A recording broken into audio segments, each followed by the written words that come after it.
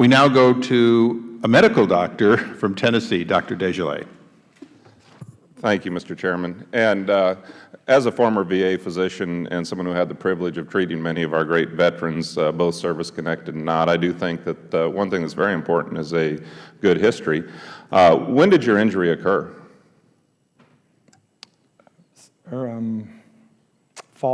The initial injury, fall 1984, and the second injury, November 19th, 1984. Okay, so in 1984, how did the first injury occur? What were you doing, and what was your title? I believe I was an E2 enlisted soldier, sir. Okay. And in prep school, and how did the injury happen? I believe the initial injury happened playing football. Okay, so you're playing football, you went and got an x-ray, and that's when they told you it was broken.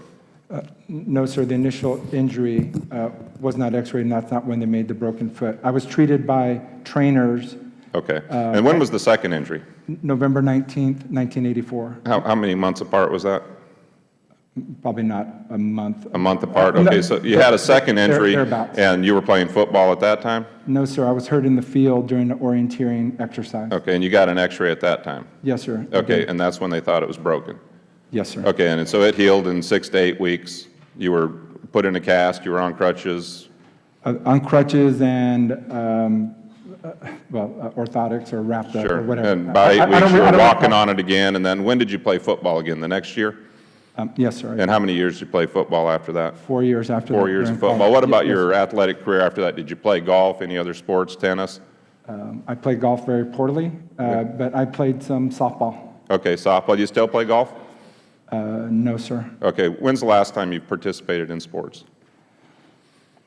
A couple of weeks ago, I went out with some buddies and played some. Okay, so you can still get around on it, okay, despite having a 30% disability Service Connect for this injury. Yes, sir. I have since you're a doctor, I have a fused, I think, navicular area that was fused. And so 27 years later, you decided that this must have been from the original injury. That's what the doctors decided. No, sir. After suffering for 20 plus years, I went and saw a doctor, and, Okay. he established the broken foot and did the 3 fusion exercises, surgeries. Excuse me. I'm sure that doesn't make you feel much better, Ms. Duckworth, but thank you for updating us on the history. Ms. Tucker, at the beginning of the hearing this morning, Gregory Roseman invoked his Fifth Amendment right against incrimination, did not testify. As the Deputy Commissioner of the IRS, is it your expectation that an IRS employee will appear before the committee to testify about official action taken within the scopes of his duties at the IRS? Sir, we expect all IRS employees to cooperate with members of Congress. But he didn't. He did not. Ms. Lerner didn't. Each of these individuals, as Mr. Cummings said, invoke their constitutional rights. And this is an agency you've been with 29 years, and you stated in your testimony you're very proud of your service there and very proud of this agency despite, the multiple black eyes they have right now. Has the IRS taken any disciplinary action against Mr. Roseman as a result of this committee's investigation or TICTA's investigation? So, sir, when I became aware from the Treasury Inspector General of Investigations in mid-May of hard evidence that they had found regarding inappropriate texting by Mr. Roseman, I directed the procurement organization, his superiors, to reassign him from a management position. But you agree that he would be uniquely qualified to testify about what we are wanting today? Yes, sir. Okay, so the fact that he invoked his Fifth Amendment, that's his right. But the fact that Lois Lerner did too, and the American people are wanting answers. What's going on with the IRS? We've got targeting of conservatives. We've got excessive spending. We've got situations like this.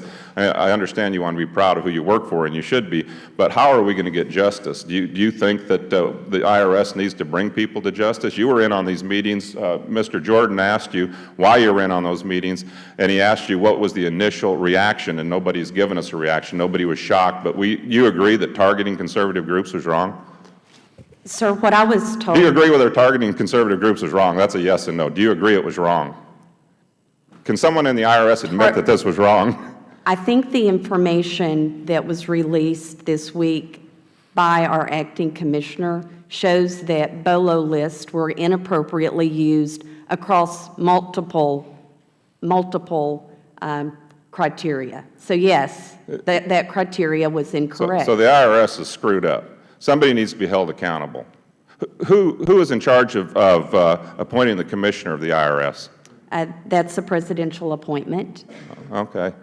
All right. Well, somebody needs to be held responsible. Do you agree? All of us at IRS have to be responsible for the administration of our agency. Okay. The American people are going to be very relieved when they get this news of who might be held accountable. Do you have any ideas who might be held accountable? Do you think you should be? I think the investigation that's underway, that's exactly what this is intended to do. As our acting commissioner, Danny Warfel, has stated numerous times, we all want to get to the truth. Well, the American people want us to get to the truth, so thank you for being here today and helping us in that process. I yield back, Mr. Chairman.